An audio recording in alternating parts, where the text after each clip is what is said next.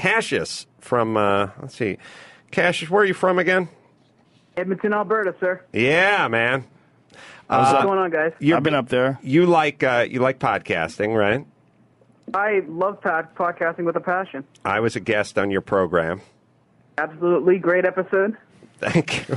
One of the best. Cassius, they're still buzzing about it out here. I gave Cassius the "as long as I'm in my car" interview.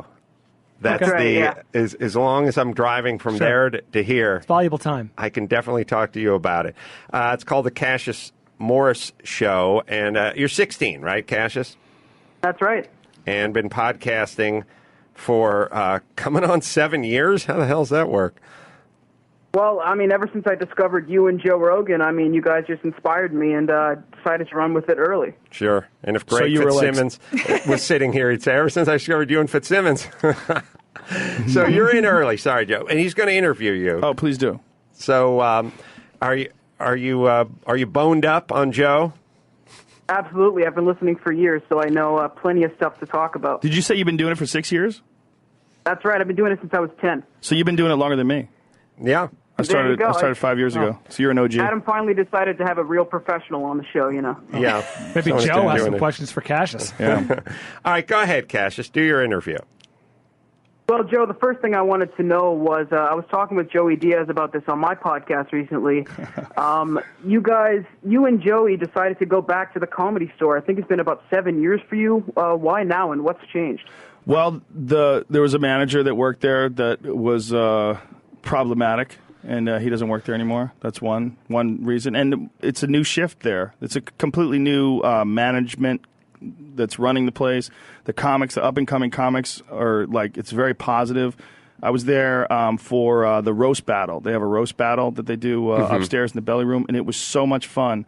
I was like, I can't not come here anymore. And I went there the day before because Ari Shaffir, who's one of my best friends, had a special that he was filming for Comedy Central on the night after that. So I went there on Tuesday, and Ari had a special on Wednesday night, and I watched his special being filmed. And then I said, you know what, I gotta start coming back here. What was the problem in the past? The Mencia incident. They didn't like. Well, it was just they sided with him, and I got banned from the store temporarily, and I told them to go fuck themselves. That it would be permanent. I'm never coming back. And then and the guy who did it is gone now. All right. Well, good question. One I would have never asked. Keep going, Cassius. They said you're barely Sorry.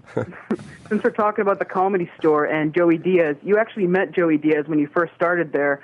And, you know, when you first met Joey, he was into cocaine and mugging people and all that, and you were obviously and still are not a fan of that kind of stuff. You know, what drew you to hang out with Joey when he was doing things like that? Well, he wasn't Joey Diaz podcast? He wasn't mugging anybody when I met him. He was 100% like legal. He was definitely doing drugs. But he's just an awesome person. He reminded me a lot of my friend Johnny, who is a pool hustler that I knew in New York who died of a drug overdose, who was one of my best friends. And he was just an amazing guy. Just was this weird freak of nature that you would run into once if you lived a million lives. You know, just one of those guys. Just had a fantastic personality, was brilliant. And Joey reminded me of him a lot because they were both these wild, reckless, runaway trains. Like, they couldn't see that there was no tracks.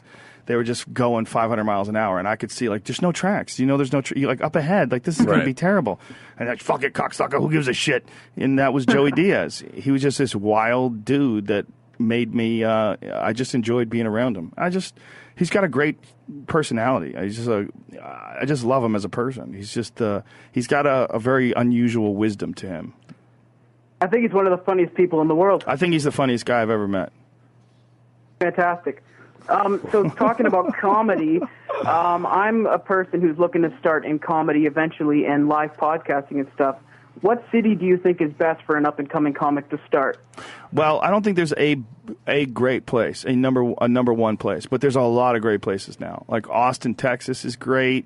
Denver, Colorado is great. San Francisco is great. L.A. is even great. People don't think L.A. is great because it's scary, because it's the Improv and the Comedy Store and the Laugh Factory, but God, there's a lot of fucking open micers in L.A. There's a lot of rooms you can work at. If you get into the circuit, there's a lot of stage time. Some of my best friends and funniest people I know started in L.A. Duncan Trussell, Ari Shaffir, both those guys started in L.A. They became comics out of L.A. Where is your best city, Joe Rogan? Sorry for jumping in on your interview, Cassius. To practice that's this one. To practice, it's LA. But it's the best place to fuck around. But we all know, I think. I mean, you tell me. When I say, "Oh, we're going to do this live podcast," or I'm going to do stand up. And I go, "We're going to go to Houston." Okay, that's good for 325 tickets. But you go to Seattle, that's good for 1,900 tickets. Right. You know, it's big swings and big differences from city to city. Sometimes based on something, sometimes based on I don't know what.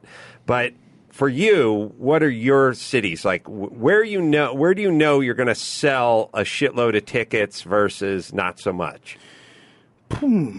I don't know. I go to a lot of places, you know. So like my big ones, Chicago. I do the Chicago theater. That's it's your manager, whoever, agent, whoever, booking guy will call you and go, this thing went clean, sold out in 2 weeks versus getting the phone call going, we're a little light. Yeah. You know what I mean? Could you pick it up a little bit? It depends entirely on how often you go to a place. You go to a place a few times, like once a year for 5-6 years, you develop like a real following. Like they know they're going to have fun. You don't have a city or cities that are just Joe Rogan's per se. No, not really. Denver, where I did my comedy special, that's one of my best cities for sure, without a doubt. That's one of the reasons why I did it there, right? And also because the woman who runs the club, Wendy, the woman who owns it, has been a friend for a long time. She's responsible for Wendy Curtis. She's responsible for the entire Denver comedy scene. She has 2 of the biggest clubs, the Comedy Works. She has a whole open mic program where she raises people from open micer to middle, and then she develops local headliners and she books shows based on that. And she's got a great eye for talent, and she really loves stand-up comedy. And I wanted to pay her back. Hey, Cassius. Yes. Nice interview. Thank you.